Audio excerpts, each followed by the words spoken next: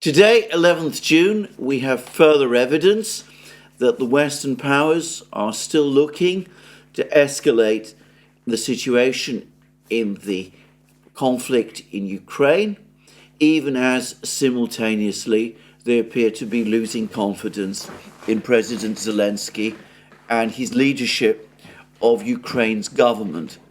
All of this, even as the European electorate has made it entirely clear that it is extremely unhappy with the whole Project Ukraine operation, explaining the victories for parties of the right and of the left in the European elections, which essentially have opposed further Western support for Ukraine. I'm going to, however, first begin, as I often do, by looking at the military situation, because of course this again is what is driving ultimately the situation overall. And as I've been saying in various programs, the Russians have been maintaining the pressure, they've been making more military gains, and that of course remains true, though it doesn't, I think, capture the extent of the damage that Ukraine is receiving every day now, damage which it's clear Ukraine is struggling to absorb and ultimately cannot absorb. Anyway, let's start with the military situation. The Russians yesterday were reported to have occupied a village in Sumy region, right on the border. That village is still apparently occupied by the Russians, despite some Ukrainian claims that they have reoccupied it. The Russian troops who occupy this village appear to be an interesting combination of troops from the Chechen militia, which operates under the aegis of the Russian Rosgvardia organization, and of the Wagner forces, former Wagner soldiers, who I suspect also function under the aegis of the Russian Rosgvardia organization. The Rosgvardia organization is, of course, the Russian Guard, the National Guard. It is the developed version, the modern version of the Soviet Union's Interior Ministry troops. It primarily has an internal security role. It has operated to counter terrorism, and it was active, as I remember, in its previous iteration as the Interior Ministry troops. They were active in the fighting in the Northern Caucasus. And the Rosgvardia has played a role in the special military operation as well. But of course, the point is that we're not talking here about the Russian regular army. It is very unclear indeed what the Russians indeed are intending to do through the occupation of this particular village. Is it a precursor of a larger Russian offensive in Sumy region? Is it an incursion intended to goad the Ukrainians into transferring more of their reserves to Sumy region, stretching their already overstretched front lines even further, drawing on even more of their reserves? Who's to say? But anyway, the Russians are there. So far, they're not making any attempt to cross the border into Sumy region in force, but they have continued to occupy this particular village. I think this is an odd affair, difficult to understand. Clearly, there's a rationale behind it. We will just have to wait and see what it is. But elsewhere, the situation is shaping out pretty much as one might expect, with the Russians obviously working to some sort of plan. A fact which, of course, the Russians have confirmed and admitted to themselves.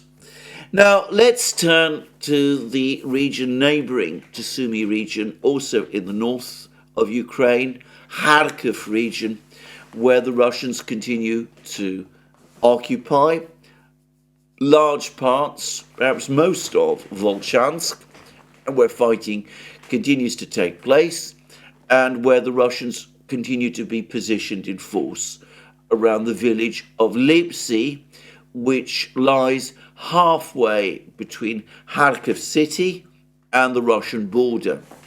Now, Group of Forces North has now provided us with their latest update of the situation in this area. And I'm going to read it because of all the Russian military formations, at least regular army Russian military formations, this is the only one that not only runs a website like this, a Telegram site like this, but which seems to have a distinct personality. All of the other Russian military units basically update situations, but they do so using very formal language, and one gets the sense that they're strictly controlled from Moscow by the General Staff in Moscow, and there's a kind of, shall we say, anonymity about the way in which they report what is going on. Whereas Group of Forces North is different. They actually do have a personality. There is clearly one individual who's principally charged with writing these updates, and he seems to have a strong force of character, and it comes through in these posts. Anyway, this is what Group of Forces North told us was the situation in the Kharkiv area yesterday. On June 10th, the North Group of Forces continued the liberation of the border areas in Kharkiv region. And I have previously mentioned that the word liberation is interesting, and it implies that the Russian troops who are taking control of territory in Kharkiv assume that Russia will retain this territory that they're capturing as part of any peace settlement. It looks as if the soldiers who are fighting over this ground have no expectation that it will ever be returned to Ukraine. Just saying. Anyway, the message, the post then goes on to say this. In the Volchansk direction, fierce fighting continues in Volchansk.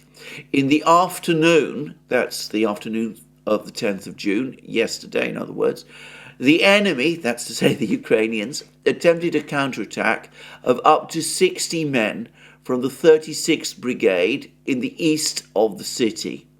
Up to 20 enemy troops were destroyed.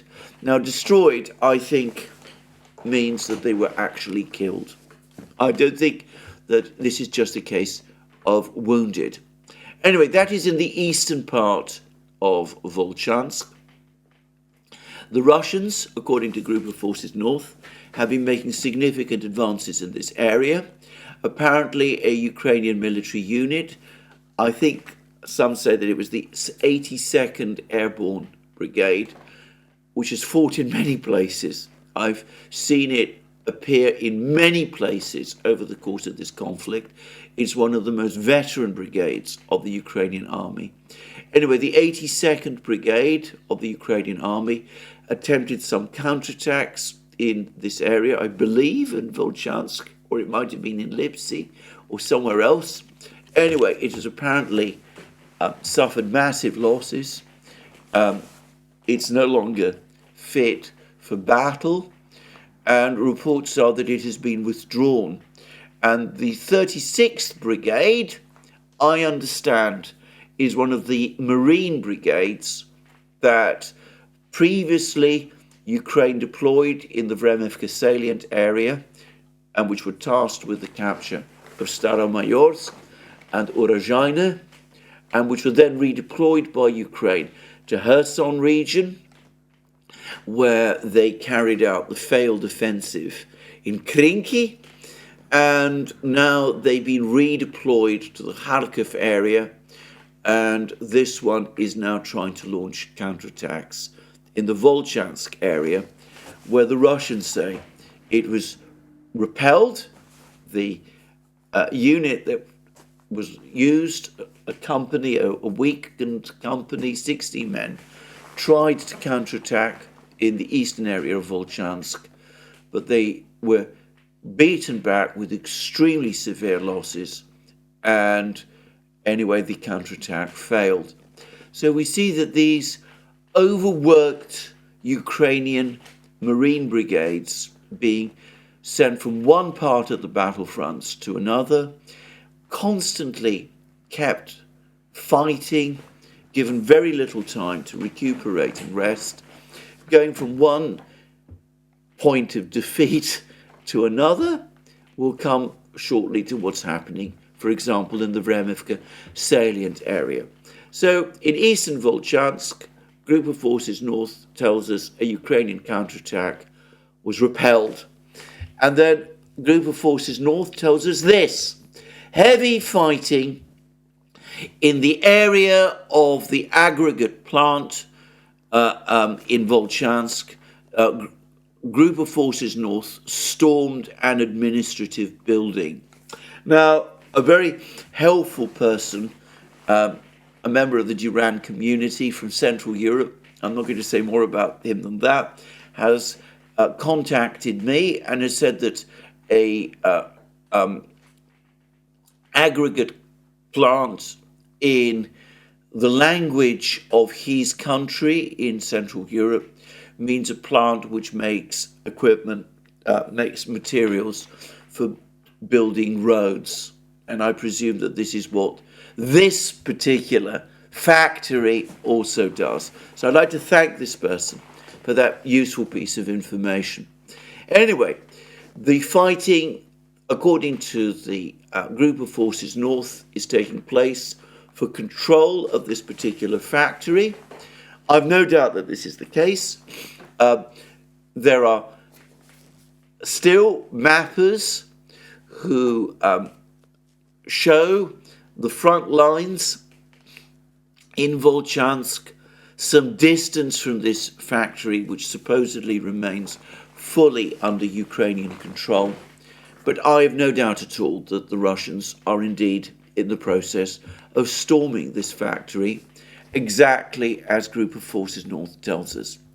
And then the report goes on to say the total advance of Russian troops in the Volchansk direction was up to 100 meters. So it looks as if the Russians are definitely in the process of storming the aggregate factory, which will finally and securely cut off Ukrainian troops further north in the high-rise area, with some called the Citadel. And then we go on to read that on the Liptovsky direction, that's in Lipsy, the Ukrainians continue unsuccessful attempts to counterattack near the village of Glubokoye by the 13th Brigade of the Ukrainian National Guard. Notice that this is also not a regular military formation. The Ukrainian National Guard is also a paramilitary internal security organization, which we're told replaced the 2nd Battalion of the 42nd Brigade, mechanized brigade of the Ukrainian army, which was grounded by our fighters and withdrawn to make up for losses. So the Russians say that an entire battalion of the 42nd mechanized brigade was defeated and exhausted, and the Russians are now facing unsuccessful counterattacks by a paramilitary organization, the 13th Brigade of the Ukrainian National Guard. And they're saying that these attacks failed as well. And the Russians also tell us that in the vicinity of the settlement of Zelenoye, this is a village to the east of Lipsy, The assault units of Group of Forces North smashed another Ukrainian stronghold, moving on. And we've been hearing a great deal about this, but the Russians claim that they are advancing through the fields east of Lipsy towards this village of Zelenoye. And we're told in this report that the advance has now amounted to 300 meters, which suggests that they're getting very close to this village. And the plan then is to basically outflank Lipsy. So quite an interesting discussion there. And the Group of Forces North then gives us a long list of Ukrainian equipment, mainly artillery pieces, which they claim to have destroyed in Kharkiv region. They claim to have defeated, killed or wounded 300 Ukrainian troops over the course of yesterday. And then they tell us this: the Ukrainian command is forced to adjust its plans for a new counteroffensive in Kharkiv region due to the losses of the 82nd Airborne Brigade. 2 battalions of the brigade have been withdrawn to make up for losses. The same fate is going to be repeated by the 36th Brigade. That's the one that's now carrying out the unsuccessful attacks in Volchansk. The counter-offensive of the Ukrainian army is suffocating. And then it goes on to say the so-called peace summit, by the beginning of which the Kiev regime intended to show results, is no longer relevant until the NATO summit in July, in a month, and all that the Ukrainians will be able to show by that time are senseless losses of personnel. So what Group of Forces North is saying is that the counteroffensive that the Ukrainians were talking about and were preparing to launch in the Kharkiv area prior to the summit in Lucerne, the so-called peace summit in Lucerne in Switzerland, that has failed before it even began, and the Ukrainians might conceivably have other plans for more offensives in this area prior to the NATO summit in July.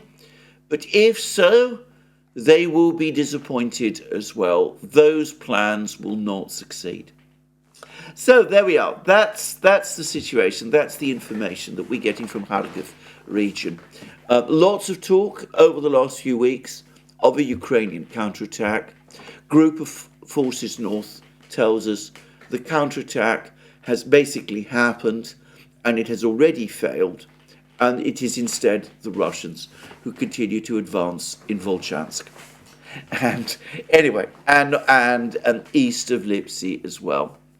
Well, that's just one area of the battlefronts. Elsewhere, the Russian military gives us far less information about what is actually going on, and we have to rely extensively on information provided to us by reporters and telegram channels and the usual very precise but also very concise reports that the Russian Ministry of Defense occasionally gives, daily gives us. But we can basically say a number of things. Firstly, the Russians are continuing to advance in every area of the contact line. And there are places where they are attacking more aggressively than others, and the places where they're attacking most aggressively at the moment are in Chasiv Yar and in the Avdiivka Ocheretino area. Now, in Chasiv Yar, we have had further confirmation, lots of photos and films now, which confirm that the Russians are in control of by far the greater part of the micro-district east of the aqueduct. The Ukrainian forces have been pushed back to a few buildings at the eastern edge of the micro-district. They're still there. The Russians have not yet, as far as I can see, attacked them there. But I suspect that what's actually happening is that the Ukrainians are trying to withdraw the remaining forces in the micro-district to the west, across the aqueduct, along the road leading from central Chasiv Yar to the micro-district, past the aqueduct, a road which the Russians, by the way, are referring to as another road of death, because their artillery and drones have established tight control of it. And I suspect that the Russians, at some point over the next couple of days, will gradually increase the pressure on the Ukrainian troops in this eastern part of the micro-district. But one way or the other, probably in a relatively short time, the entire micro-district will have fallen fully under Russian control. Now, there's also now apparently film, I haven't seen it, but apparently this film, which confirms that the Russians are indeed, as I have always believed, entrenched west of the aqueduct on the northern flank of Chasiv Yar. And though I understand that there is no such film, nonetheless, I also believe the reports, which are very extensive and consistent, that the Russians also control a bridgehead west of the aqueduct to the south of Chasiv Yar. All of the facts show that the real battle, the main battle for the main part of Chasiv Yar is about to start. When I say about to start, perhaps in a week or so, that's a guess, when the micro-district has been fully cleared, and then we're going to get another titanic battle like the ones we saw in Bakhmut and in Avdiivka, and I suspect that the collapse will be fairly rapid once it's happened, once that battle starts. The story of urban battles in this war is that once the Russians break into a town, Bakhmut, Mariupol, Severodonetsk, Lysychansk, Avdiivka, Krasnogorovka also, the battles then evolve fairly quickly. The Ukrainians are always at a disadvantage in urban fighting, presumably because the Russians can deploy forces wherever they choose and can cut off the supply lines or reduce the supply lines. And it becomes impossible, once the outer defense lines have been pierced, for the Ukrainians to hold their positions in towns for very long. Urban fighting can be exhausting and can result in high casualties, but it also seems to be the case, in fact I've been reading lots of articles in the Russian media, that the Russians have now developed a great deal of experience and knowledge about how to fight in urban settings, and that they're applying it successfully when these battles in urban areas actually take place. The one exception, the one place where the fighting in an urban setting took over a year was Marinka, and there's uncertainties as to why this particular battle took so long. But I suspect that it was principally driven by a decision that the Russians took in the autumn of 2022 to stop the offensive in Marinka until Ukraine's summer counteroffensive had been dealt with. Once that was out of the way, the fighting in Marinka resumed in the autumn of 2023, and Marinka quickly fell. So I think that people who are expecting a prolonged, protracted battle for Chasiv Yar might be wrong. It will certainly take several weeks, probably more than a month of intense fighting, but the Russians will eventually capture Chasiv Yar once they finally break into the city itself, the town itself, as they are all but bound to do. So, a critical situation in Chasiv Yar. Now, there have been many reports of many Russian advances in the Kupiansk and Seversk areas. I'm not going to pretend I've followed every detail. I'm going to skip what is happening there. Suffice to say that the Russians are advancing all across this territory and seem to be advancing towards Seversk in particular from several directions at once. Again, a battle for Seversk, relatively small place, about 10,000 people by my understanding before the war. That battle is going to start presumably sometime in the summer. Once the Russians break in, it's unlikely the Ukrainians will be able to defend in Seversk for very long.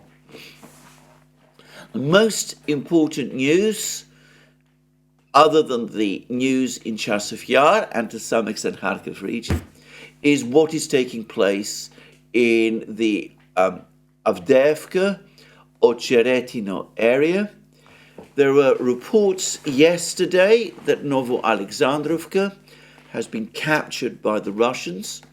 Those are still not confirmed, but there are lots and lots of reports and many pictures which appear to show Ukrainian troops retreating in a disorganized fashion, not so much in Novoaleksandrovka itself, but in other places to the south of Novoaleksandrovka, in ways that suggest that it isn't just Novoaleksandrovka that might be about to fall, but other villages in this area as well.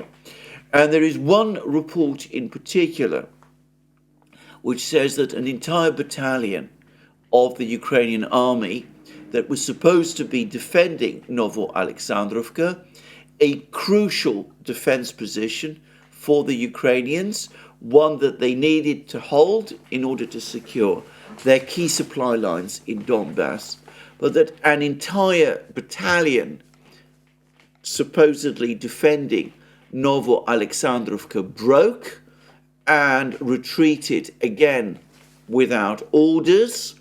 That is something we saw happen quite a lot of a few weeks ago.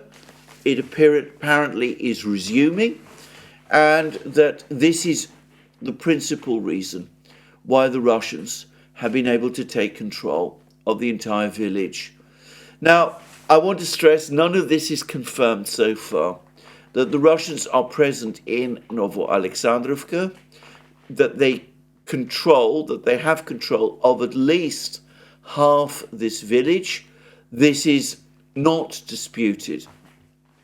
But the reports about a disorganized Ukrainian retreat from Novoaleksandrovka carried out without orders and of the entire village passing under Russian control, that for the moment is not confirmed. But even if it turns out to be untrue, and it might be, there's lots of reports and rumours and claims that have floated up at various points in the war, which have turned out to be baffling to say the least, and often wrong. Well, even if that is untrue, again, there is no doubt about what the direction of events is in Novoaleksandrovka. One way or another, the Russians will capture this village, a village which will put them very close, within, I believe, just a few kilometers of the main highway from Pokrovsk to Konstantinovka and Chasiv Yar, able, therefore, putting the Russians, therefore, in a position where they could probably cut this road. cutting, in other words, a key supply line to Konstantinovka and Chasiv Yar, and threatening the major Ukrainian logistical base at Pokrovsk. So, dramatic news there. Lots of other reports, as I said, that other villages might be in the process of being abandoned by the Ukrainians, and pictures of Ukrainian soldiers and armoured vehicles driving westwards from this territory, westwards towards territory which the Ukrainians still control, and away from the line of contact. Now, all of this is, as I said, speculative. Let's wait and see. Now, there's also a secondary battle, perhaps ultimately equally important, taking place in southern Donetsk region, southern Donbass. The fighting in Krasnogorovka, this other town, is the fortified town which the Russians basically broke into in March. That is part of that battle. It seems that the Russians have been quietly, incrementally taking more and more of what's left of Krasnogorovka under Ukrainian control. They've not yet made a major attempt to push the Ukrainians out of Krasnogorovka. I suspect that part of the Russian calculation is that if Ukrainian troops in Krasnogorovka are driven out of Krasnogorovka, then that frees them up to reinforce Ukrainian forces in other places, and that is not to Russia's advantage. This is where we come back to that mysterious word the Russians use to describe their operations, which is rhythmic. They attack in a rhythmic fashion. They make it difficult for the Ukrainians to shuffle reserves from one part of the front line to another by maintaining pressure in every direction. And of course, that means that the Russians are able to advance against weakened Ukrainian positions further south in the Novomikhailovka area, south of Novomikhailovka, towards another important road, supply road, supplying Vuhledar.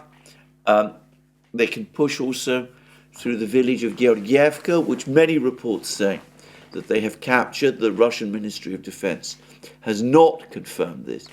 Anyway, the Russians, one way or the other, they're able to push in this area too. And lastly, there is this very curious battle that is taking place in the Vremevka salient. The Russian Defense Ministry confirmed the capture of Staromayorsk, and the Ukrainians have now apparently admitted its loss. The Russians apparently are in the process of finishing the complete recapture of Urozhaine. Now, these were two villages that the Ukrainians sacrificed large numbers of men and machines to try to capture during their summer offensive of 2023. And as was the case a few weeks ago, when the Russians recaptured Robotino, I find it fascinating how the recovery by the Russians of these villages, Robotino, Staromayorsk, before long, Urozhaine, is not mentioned or hardly mentioned at all in the Western media. Last year, these were strategically important places. The Ukrainian capture of Staromayorsk and Urozhaine and Robotino were great victories. I remember reading long articles, I believe one in Forbes, about the capture of Staromayorsk specifically. I remember other Western journalists discussing with the Ukrainian soldiers the difficult battle for Staromayorsk and the further advance onwards towards Mariupol. And, well, that was then. Now, these villages for which so much blood was shed last year, they've come back under the, or they've either come back or are coming back under the control of the Russians, and no one in the West is interested. It's somehow unimportant. It's an aside.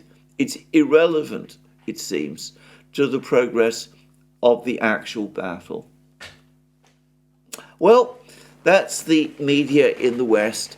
I am not entirely sure why the Russians have, as a matter of fact, shown so much interest in Rabotino, Staromayorsk and Urozhaine over the last few weeks. But anyway, they've recaptured Rabotino and Staromayorsk. Before long, they will have recaptured Urozhaine. Soon, all of the territorial gains Ukraine achieved in its summer 2023 offensive will have been reversed. Ukraine, of course, will have lost an awful lot more territory as well.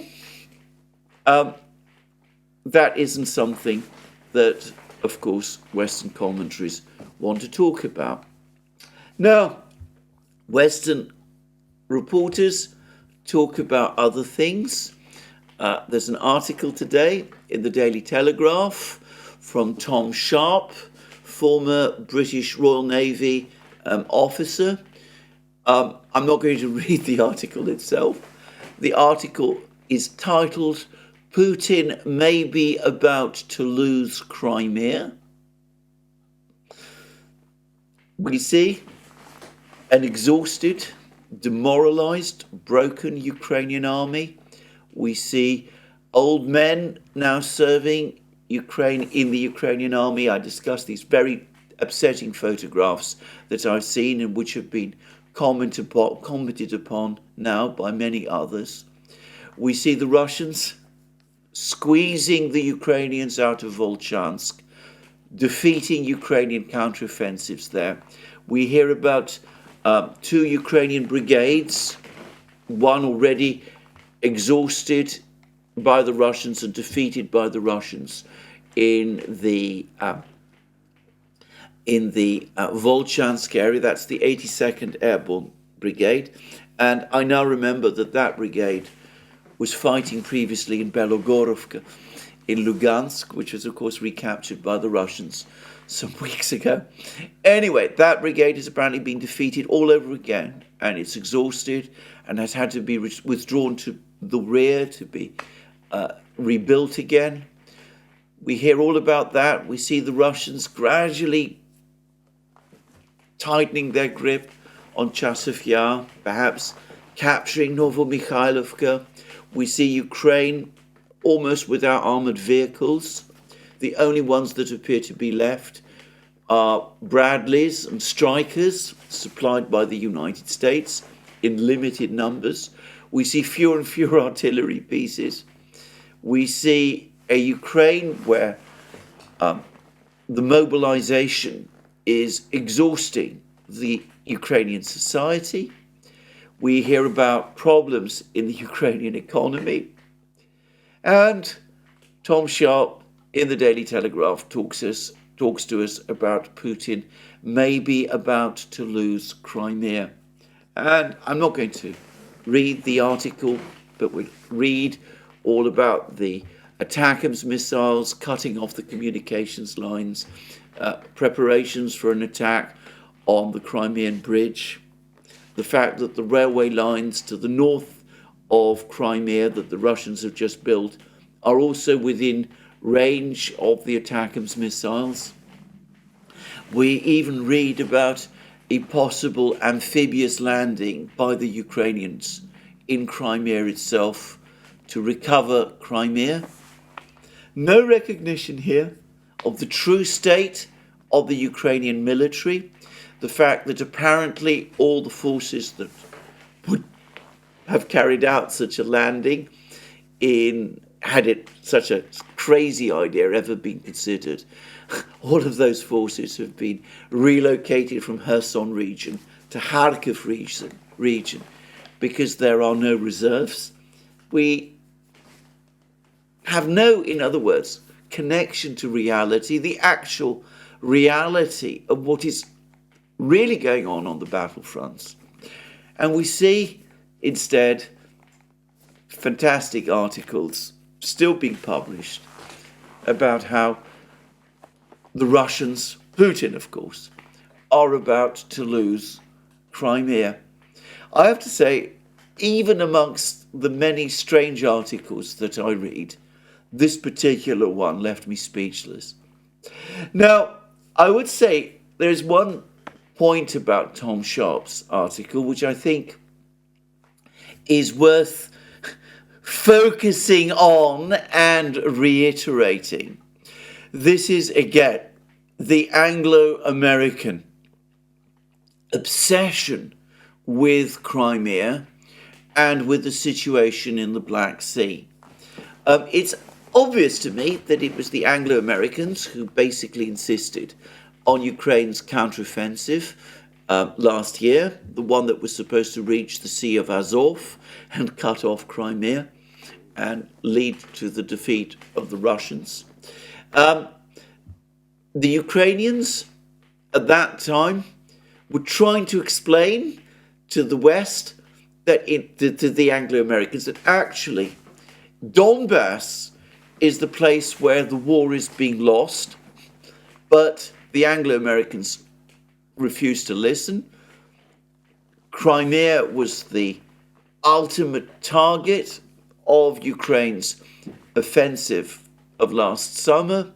That offensive, of course, ended in complete defeat and disaster. And Crimea also is the principal target of the ATACMS missiles, all these ATACMS missiles being launched towards Crimea. It's not clear to me that they've achieved so far very much. Attacks on the Crimean bridge with ATACMS missiles have not yet taken place. There's been all the various attempts to strike at ships of the Russian Black Sea Fleet.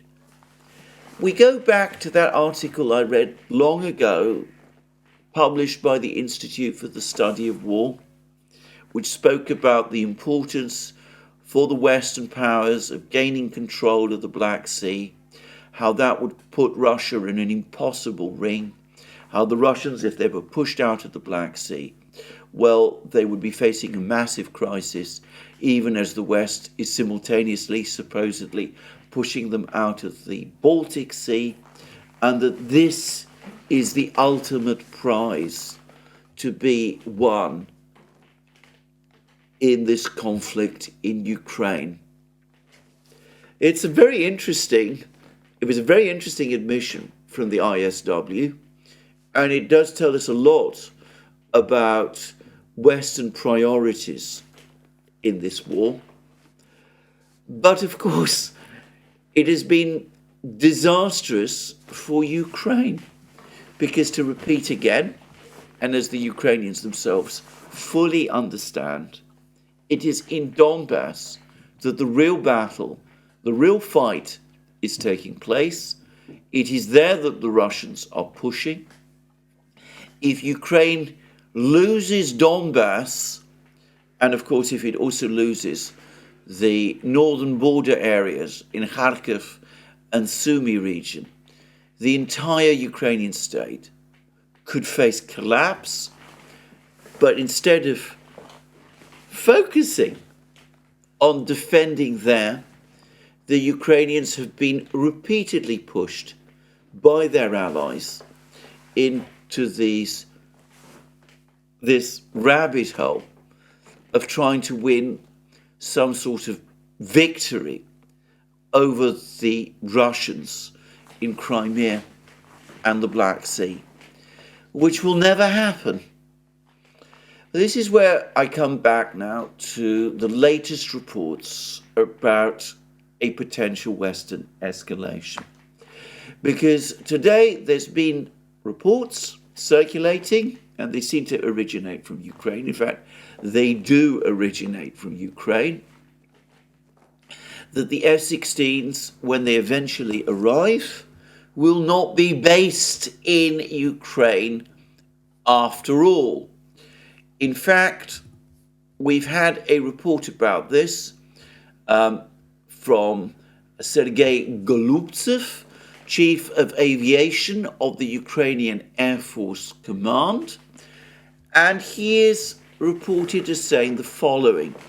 There is a certain number of airplanes, F16s, that will be at safe bases, not in Ukraine, so that they should not become targets there. This will be our reserve in case we need to replace defective aircraft and during maintenance work. And he then went on to say, and by the way, I should explain that he said this in an interview with Radio Liberty.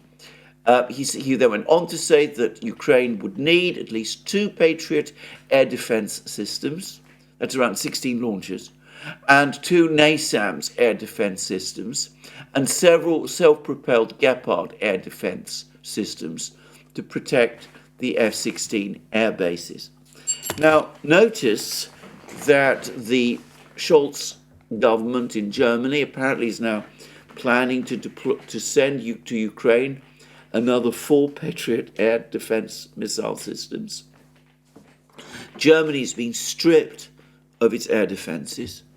The Germans have been trying to persuade, strong-arm, other European governments to give up their air defenses as well. Apparently, other European governments have been resisting. There was a report a couple of days ago, about a week ago, that Europe has only 5% of the air defense that it needs to counter a Russian aerial offensive, and a Russian missile and air offensive. But supposedly that's not a problem. Everything that's left has to be sent to Ukraine. So at the end of this process, it's quite likely that we're not going to have any air defense systems to speak of in Europe at all. All of this to deploy air defenses to air bases which the Russians almost certainly will be able to destroy. Now, again, it's not been widely reported in the media in the West, but the Russians, in the first few weeks of this year, carried out a massive program of destroying Ukrainian air defense systems, S-300s and Patriots. There are pictures of them doing so. They seem to have done massive damage to the air defense complexes that were established in Kiev. There's no reason to think that they will not be able to do this with these air bases. The Patriots are impossible to hide, especially if they're located in and around the air bases. And the Russians now have larger quantities of hypersonic missiles, not just Kinzhal missiles, but also Zircon hypersonic cruise missiles, which they can also deploy to destroy these Patriot systems. So we see Patriots and NASAM systems, the Ukrainians demanding that they be sent to Ukraine. Now, what is strange about this is that when, as I well remember, when this whole topic of deploying the F-16s was first floated, was seriously floated last year, the justification for deploying them was that Ukraine would have less need of air defense missiles, which were in short supply. There would need to be fewer air defense launchers like the Patriots and the NASAMS, of which the West had relatively few, because the F-16s would be able to shoot down the Russian cruise missiles. And we see that the opposite is the case. If you're going to deploy F-16s in Ukraine at all, apparently you're going to need even more Patriot systems to defend them. At least 2 Patriot air defense systems. I think I said 24, more like 16 launchers altogether. And 2 NASAMS systems to defend these F-16s from the Russians. We could see how the snake is eating its own tail with this. And what about the project to park the F-16s outside Ukraine? They'd be so vulnerable, apparently, if they were deployed to Ukraine, that they would not be able to survive in Ukraine, so they have to be kept in the rear. And in fact, the reports are saying that the country that will be hosting these Ukrainian F-16s, around 60 of them altogether, by most reports, that most of them will be parked in Romania. And I've seen, and Alex Christoforou and I have discussed in our latest video on this topic, on the Duran. Anyway, there's proposals that what will happen is that when these F-16s go into battle, they will take off from their supposedly secure air bases in Romania. They'll fly into Ukraine.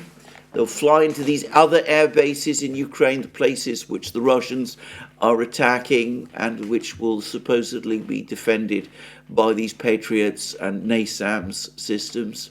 And they'll be re-equipped there and presumably refueled there with air-to-air missiles and other kinds of weapons. And then they will be sent into battle against the Russians. Now, the obvious problems in this, I mean, even I, who do not have much understanding of aerial combat, even I can see how problematic, indeed how ridiculous, this whole plan is. I am sure that the ultimate plan is to do that which has been repeatedly and incessantly denied, which is to operate the F-16s from the air bases in Romania. That is the only thing that makes sense. No doubt there will be air bases in Ukraine for which the Ukrainians need their Patriots and the NASAMS, and they will no doubt play a role. But the main air base from which the F-16s will operate will be the one in Romania. Now, the Russians, again, have very clearly said what would happen in that case if they encounter F-16 fighter jets taking off from Romanian bases and engaging them over the skies of Ukraine. They will strike back and they will hit those aircraft in those Romanian bases. So this is another formula to escalate the war. It's the only way that this can end. Again, the West is dancing with an incredibly dangerous situation. It was why, I think, some people in the Pentagon thought it was a bad idea to supply Ukraine with F-16s at all, because they could work it out, they could see what the problems were, and they realized that the only way that the F-16s could go into combat at all was if they were deployed in precisely this way. Anyway, inexorably, sometime in a few weeks, in a few months, who's to say, that's what is going to happen. And then, well, we'll see how the West responds if the Russians do indeed launch strikes against the F-16 base in Romania. Now, bear in mind that we've just had European Parliament elections. We've seen how in these elections the European public has signalled quite clearly that it is not in favour of a prolongation or escalation of the war. We've seen how some governments, like the Italian government, are now cooling visibly on the whole Ukrainian enterprise. We've seen how Macron's government, which has taken the lead in some of the more aggressive rhetoric and scheming rather than planning over the last few weeks, has taken a severe drubbing in the European Parliament elections. We've seen how Macron has felt himself forced to call parliamentary elections to prevent an seemingly inexorable slide towards a situation where his nemesis, Marine Le Pen, is elected president of France in 2027. There are reports this morning, incidentally, that what I spoke about yesterday in the program that I did for this channel, and also in the program that Alex Christoforou and I did on the Duran, that Macron might actually step down if Marine Le Pen's party wins the national elections, the parliamentary elections later this month and in July, that Macron will not be able to face the prospect of cohabitation with a prime minister essentially picked for him by Marine Le Pen.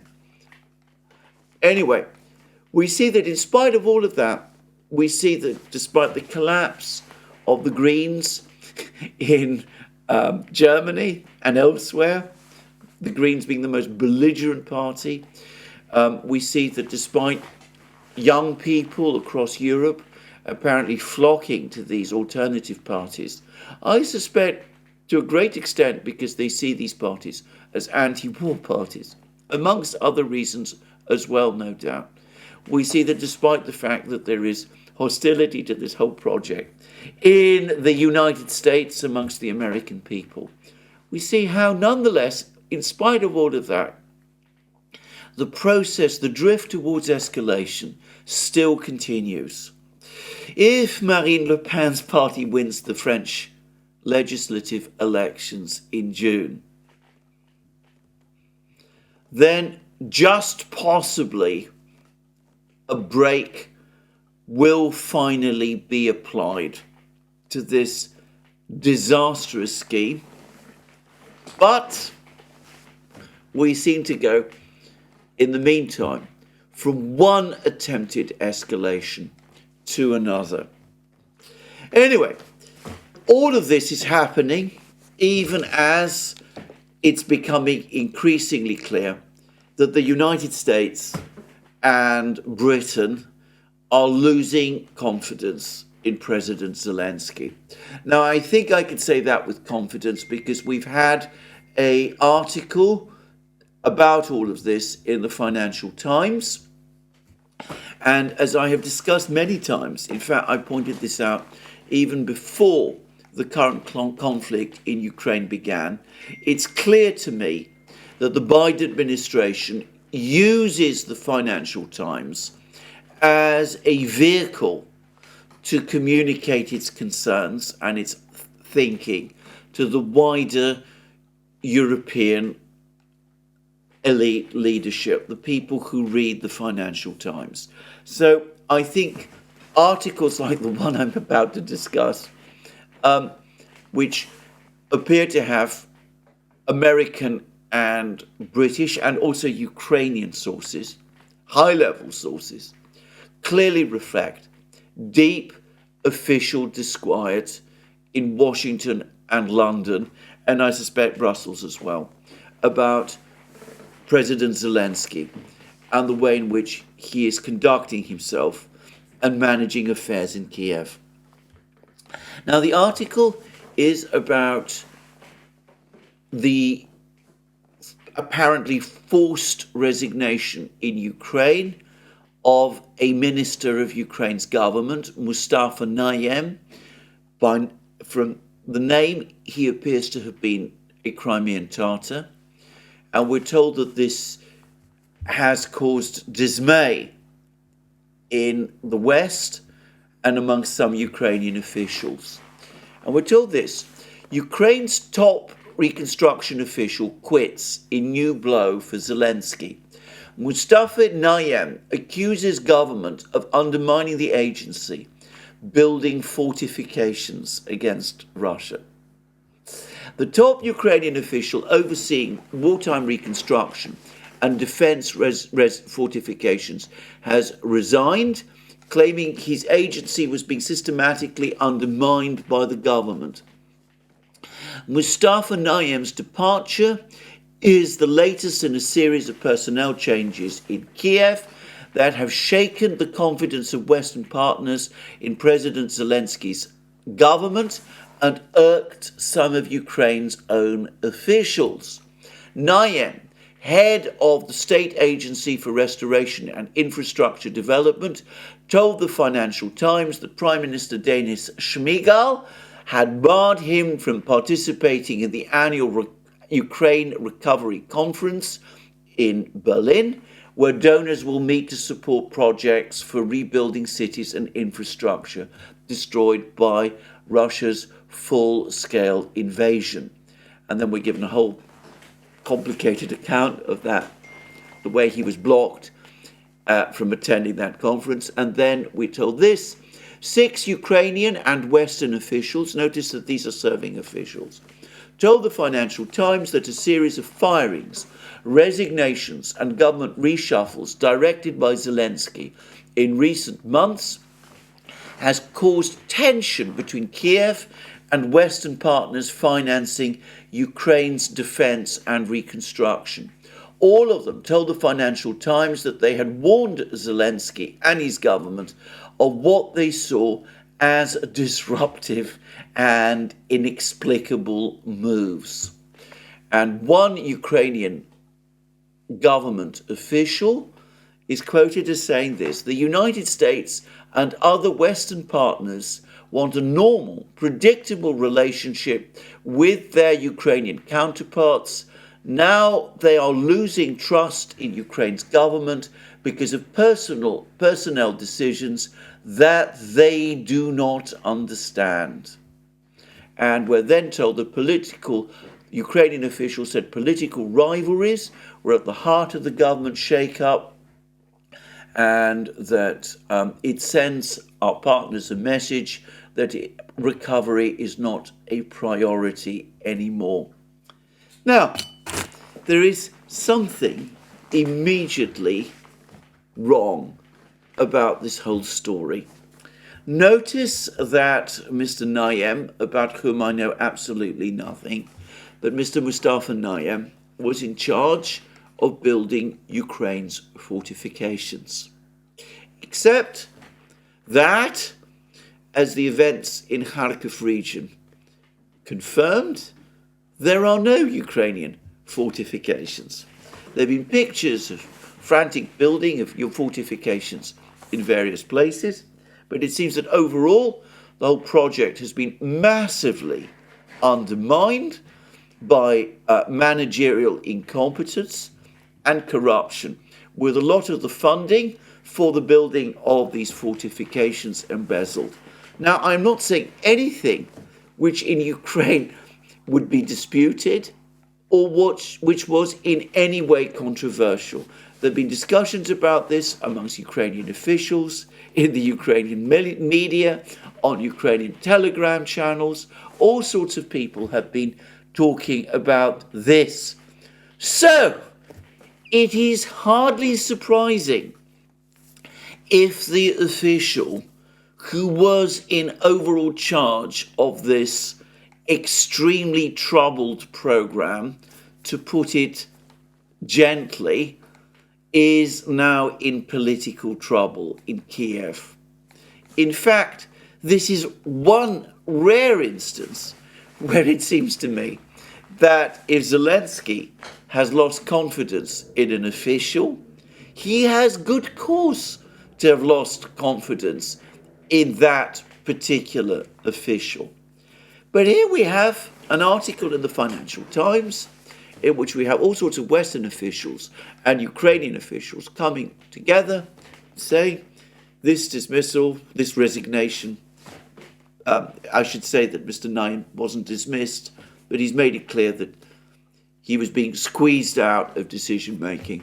This dismissal, this resignation, this new change in personnel structure of the Ukrainian government, this is somehow a mistake.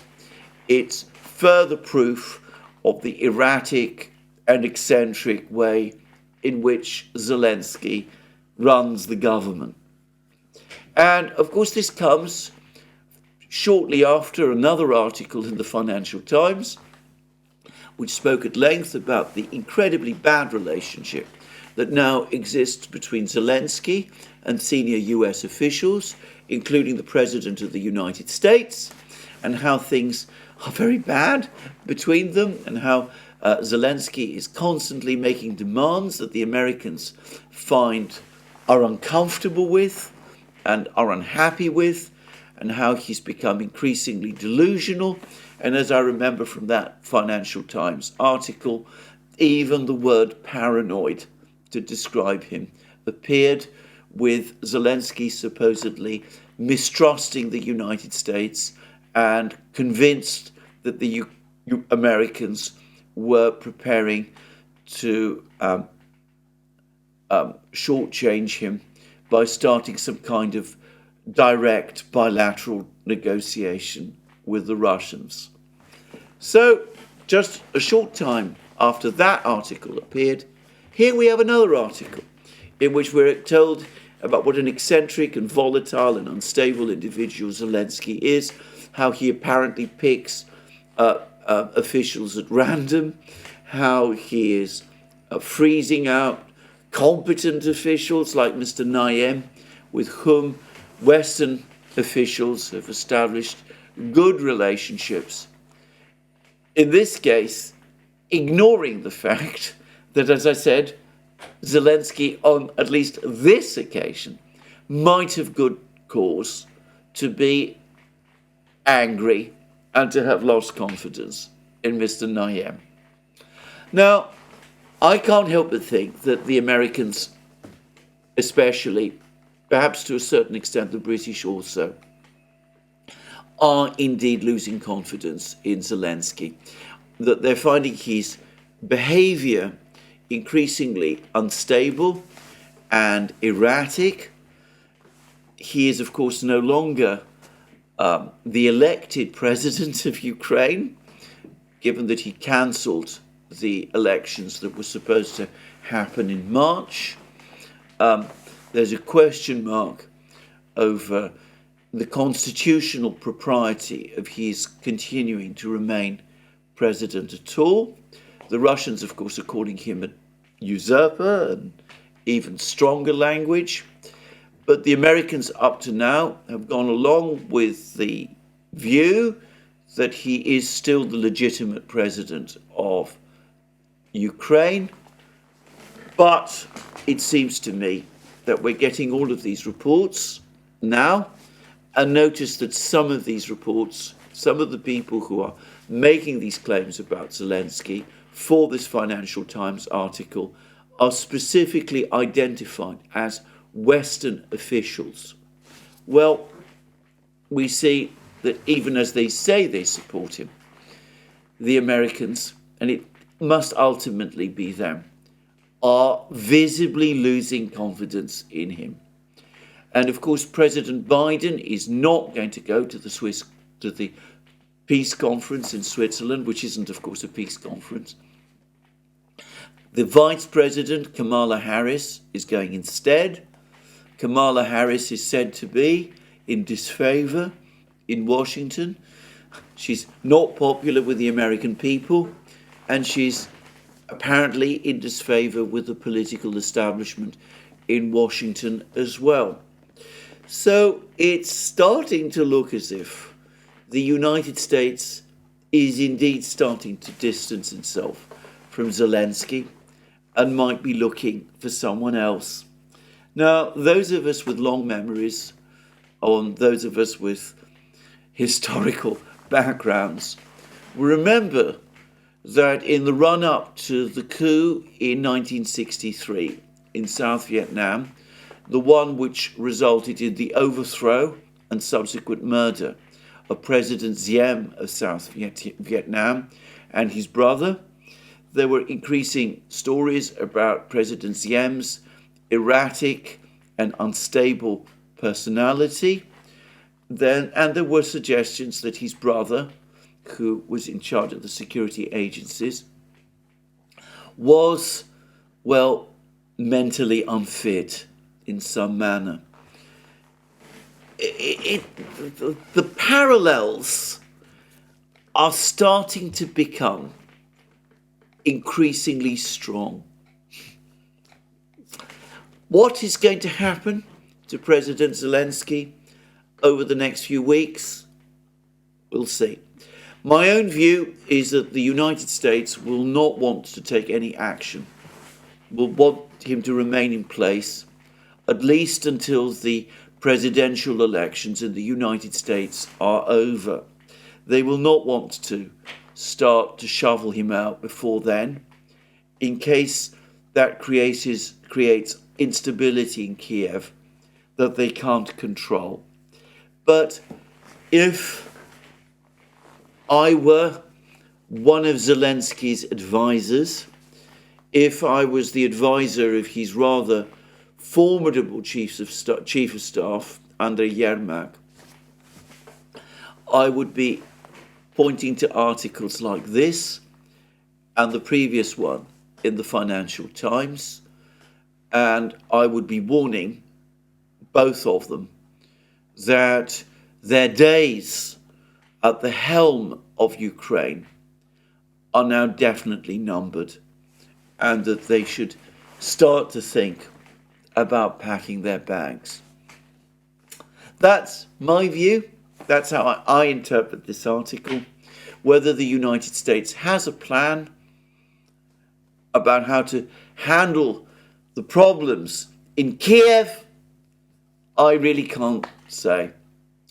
What I am going to say is this, that the this administration, has a tendency to improvise and make things up as it goes along, is confirmed for me by the latest developments in the Middle East. I've repeatedly said in many programs on this channel and on the Duran that sooner or later we would get a ceasefire resolution over the Gaza crisis from the UN Security Council, that the United States is absorbing too much diplomatic damage by continuing its support for Israel, and that the Biden administration is suffering too much political damage for indefinite support for Israel in its operation in Gaza to be politically sustainable. The failure of Israel to win a quick victory in Gaza, something which I never believed would happen, and I especially didn't believe that after hearing Daniel Davis, American military officer, explain why such a military victory would be all but impossible to achieve, and after hearing Alistair Crook, British diplomat, very familiar with Gaza, also explaining that a victory in Gaza would be very difficult to achieve. Well, anyway, after hearing those people, I quickly came to the view that a military victory in Gaza at anything like remotely acceptable cost in civilian life, was simply unachievable. It is why I always argued against an Israeli military operation in Gaza, why I always said that the correct thing for Israel to do was to apply to the UN Security Council for the UN Security Council's assistance to get the hostages released, with the UN Security Council being in a position to impose Chapter 7 sanctions on Hamas if its orders were not heeded. Well, that wasn't done. Prime Minister Netanyahu launched his offensive in Gaza instead. President Biden gave him a disastrous blank check to do so, but I said that eventually, at some point, that resolution from the United Nations Security Council would come, or if not, there would be a catastrophic outcome for the United States in the form of a resolution from the General Assembly under the Uniting for Peace formula. Well, the United States has now come up with a resolution, a ceasefire resolution, which all the countries in the Security Council supported, including Russia. They didn't vote for it for one particular reason that I will explain, but they nonetheless said that in principle they support this resolution. And the resolution effectively calls for an indefinite ceasefire, what Hamas has always demanded. It does say that the hostages that Hamas has captured and holds illegally, in my opinion, by the way, illegally in any legal opinion, that they should be released, though interestingly it seems this release is going to take a staggered form, that the Israeli forces should withdraw from Gaza in their entirety, that some Palestinians should be released from Israeli prisons, which is, of course, the original Hamas objective, or so they claim, when they launched their attack on Israel on the 7th of October. And, of course, it seems that at the end of this process, with the Israelis having withdrawn completely from Gaza, Hamas will still be there in Gaza. Some of its officials, of course, now face ICC warrants, but realistically they're likely to remain in Gaza, where they're beyond the reach of anyone to arrest. Now, this resolution, if it's translated into fact, is a victory for Hamas, which at the end of this conflict looks likely as if it is going to be left standing and in effect in control of what is left of Gaza. It will be a defeat also for Israel, which set out to destroy Hamas and which has not so far managed to destroy Hamas, and which, if this resolution goes into effect, well, it will have failed in that objective. It's impossible to see how Prime Minister Netanyahu can survive a settlement of the conflict in Gaza on these lines. The United States is claiming that this is in fact an Israeli plan. The Israeli government is pushing back and appears to be denying that that is really the case at all. As of the time of this making of this video, it seems that so far from this being an Israeli plan, the Israeli government actually overall appears to oppose this plan, which begs the question of why in that case the United States continues to say that it is in fact an Israeli plan. It is because of the uncertainty as to what exactly Israel has agreed that the Russians have chosen to keep their powder dry by abstaining on this resolution, even though they basically say that they support its terms. Now, well, we will see what happens, whether in fact the Israelis basically sabotage this resolution and continue the battle in Gaza. Hamas, according to Reuters, are now saying that they will accept this resolution. And why wouldn't they, when this has handed them a victory?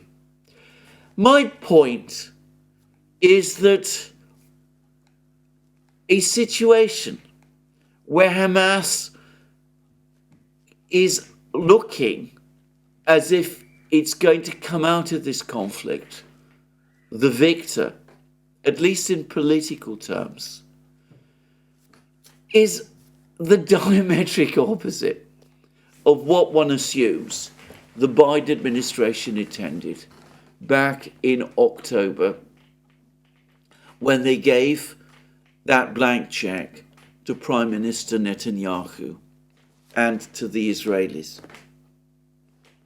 They've been brought, in other words, precisely to that outcome which they said they wanted to avoid. Now, all of that was predictable. We predicted it on the Duran. We weren't the only people to do so. Alistair Crook has made similar points in many programs, and others have done so also. But the president, who we're told is a tremendous supporter of Israel, is now apparently handing to Israel one of its psychologically most damaging political defeats. Now, to me, that doesn't suggest an administration that plans very well or at all, certainly not at any point over the course of the Middle East crisis, or indeed the crisis in Ukraine. If you want a more in-depth discussion of what has come out of the UN Security Council resolution, Alex and I have discussed it in a program we did on the Duran.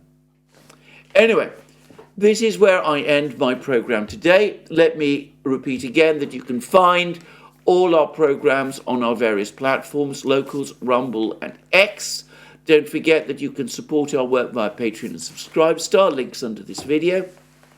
Don't forget also to check out our shop, where we have a range of products, especially shirts, commemorating Football 24.